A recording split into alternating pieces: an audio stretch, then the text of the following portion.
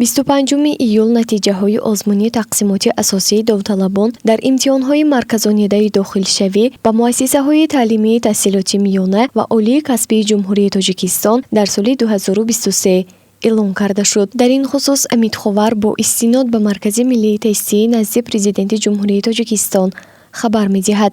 Дар бораи натиҷаи озмуни тақсимот аз соати 00:25 июл ба рақами телефони мобилие ки онро довталабон дар вақти ба қайдгирӣ нишон медиҳанд паёмак яъне SMS фиристода шуд ва довталабон аз он дар бораи комёб гардидан ё нагардидан аз рӯи яке аз комбинатсияҳои ихтисосҳои интихоб кардаашон огоҳ шудаанд. Ин паёмаки телефонӣ ба довталабон ройгон фиристода шудааст.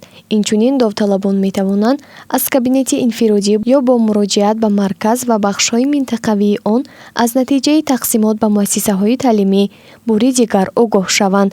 Барои онҳое ки дар давраи асосии тақсимот роҳ наёфтаанд, аз 12 то 15 августи соли 2023 дар яке аз нуқтаҳои ба қайдгирӣ аз нав аз қайд гузашта имтиҳон супорида метавонанд. Довталабӣ дар озмуни тақсимоти асосӣ комёб шуда бояд дар муҳлати муқаррар гардида аз 25 июл то 6 август ба муассисаи таълимии дахлдор барои номнависӣ ва қабул ҳозир шавад. ҳуҷҷатҳои зарурие ки довталабони дар озмуни тақсимот комёб гардида бояд ба муассисаҳои таълимии таҳсилоти миёна ва олии касбии дахлдор пешниҳод намоянд.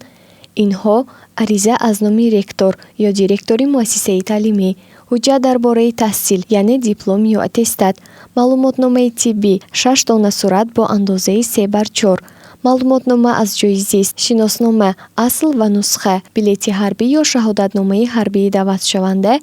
Барои мардон нусхаи дафтарчаи меҳнатӣ агар собиқаи корӣ дошта бошанд зарур мебошад.